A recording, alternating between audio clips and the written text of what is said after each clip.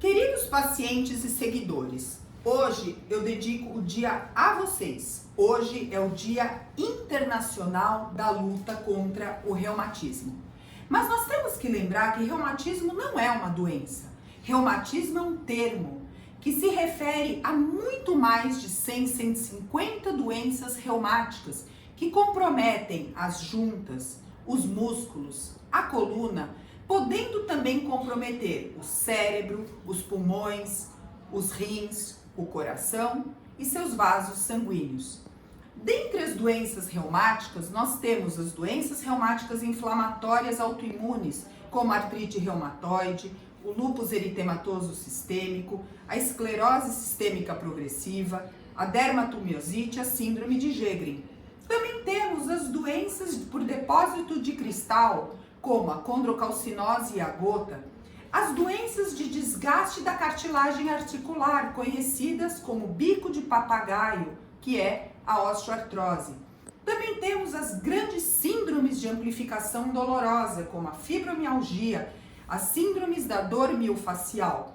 Todas as doenças da coluna, desde problemas posturais, como a hérnia de disco. Sendo assim, você pode observar que várias doenças comprometem o aparelho osteoarticular, outros órgãos e são chamadas de doenças reumáticas. Hoje é o dia de combate a essas doenças, que são a principal causa de invalidez permanente ou temporária que o paciente apresenta. Grande número de pacientes faltam no trabalho por doenças reumáticas, chamadas de doenças osteoarticulares relacionadas ao trabalho, como tendinites de repetição, síndrome do túnel do carpo, bursites e dor nas costas. Quando eu comecei a reumatologia, há 29 anos atrás, a gente via inúmeros pacientes ficando na cadeira de rodas, pacientes inválidos por falta de tratamentos. Eu me lembro na Escola Paulista quando a gente dava sais de ouro para tratar artrite reumatoide. Era até uma coisa interessante, né? O residente até achava interessante, nossa, eu tô dando sais de ouro. E hoje a gente vê que aquilo não servia para nada. Houve um avanço enorme na terapêutica dos pacientes reumáticos, com o aparecimento da terapia biológica, que é uma terapia alvo específica, ou seja, você está dando remédios que agem diretamente na cascata da inflamação, colocando o paciente em remissão. Hoje você já fala na terapia canabidiol para tratar a dor. Não estou falando em maconha, estou falando na terapia da cannabis, ou seja, a base do cânhamo, que produz o canabidiol, que ajuda na dor. Ou seja, houve uma enormidade de avanços terapêuticos nas diversas áreas da reumatologia, permitindo que aquele paciente que antes estava com seu destino numa cadeira de rodas ou inválido, hoje tenha uma vida normal. Para falar um pouquinho da experiência nessa área, eu convidei o Aparecido Cosimati. Ele é técnico de enfermagem, trabalhou no Hospital Albert Einstein por 29 anos na área da reumatologia e já trabalha há 8 anos no Centro de Infusão Creta, especializado na infusão de pacientes reumáticos, neurológicos e gástricos para tratamento com biológicos. Então, Cida, eu gostaria que você falasse um pouquinho sobre o que você notou nesses anos todos que você lida com pacientes reumáticos, na evolução desses pacientes e na melhora da qualidade de vida destes pacientes. Então, houve realmente uma mudança muito grande em termos de medicações, ou seja, todo medicamento que há uns anos atrás servia para tratamento, ele veio sendo ampliado e os pacientes começaram a ter uma boa evolução no quadro, ou seja, diminuiu a sintomatologia, melhorando o tratamento.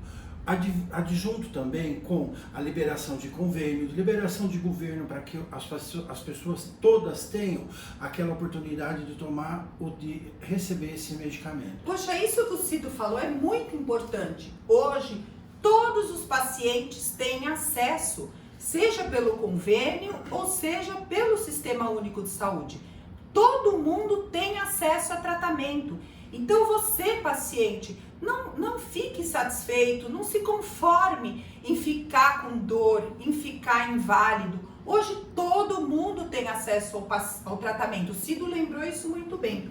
Cido, o que você notou em relação à qualidade de vida dos pacientes reumáticos ao longo destes anos? Então, ao longo do tratamento, as pessoas começaram o quê?